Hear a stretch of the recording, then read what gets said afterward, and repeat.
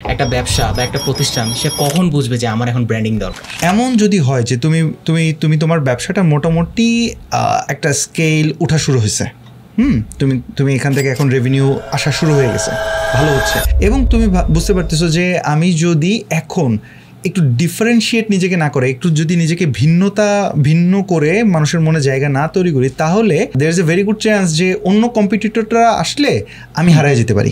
তখনই কি করে ব্যবসাগুলো কাস্টমারের সাথে একটা স্ট্রং রিলেশনশিপ তৈরি করার জন্য, যে অন্য কম্পিটিটররা আসলেও আমি হারিয়ে যাবো না, আমার সাথে একটা লয়্যালটি সম্পর্ক তৈরি হয়ে যাবে, তখনই কি করে কোম্পানিগুলো হচ্ছে একটু বেশি ভ্যালু অ্যাড করতে চায়, যে আমি এমনভাবে তোমাকে সার্ভিস দিব যে তুমি অন্যের দিকে যাবা না। রাইট, আমার কথাটাই তোমার মাথায় থাকবে, শুধুমাত্র সার্ভিস দিয়ে না, বিভিন্ন গল্প দিয়ে, এটা ইমোশনাল গল্প হতে পারে, এটা হতে পারে এন্টারটেইনিং গল্প হতে পারে, নানানভাবে। তো ওই মুহূর্তে কোম্পানিগুলো ডিসিশন নেয় আমি একটা ব্র্যান্ড বিল্ড করব।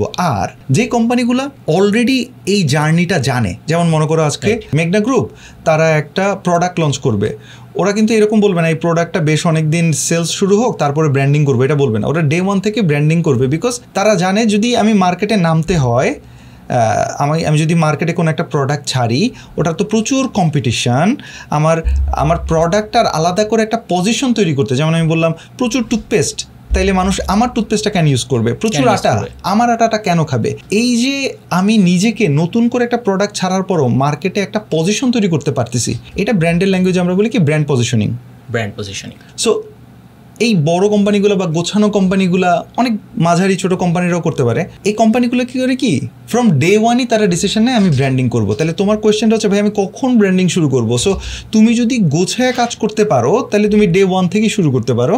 অর তুমি যদি এসএমই মডেলে এভাবে চিন্তা করো যে আমি আসলে বেশ কয়েক মাস বা 1-2 বছর বা বেশ কিছু বছর আগে আমি সেলস জেনারেট করি, দেখি কাস্টমার আমাকে নিয়ে কী ভাবে, তারপর আমি ব্র্যান্ডিং করবো, দ্যাটস অলসো পসিবল।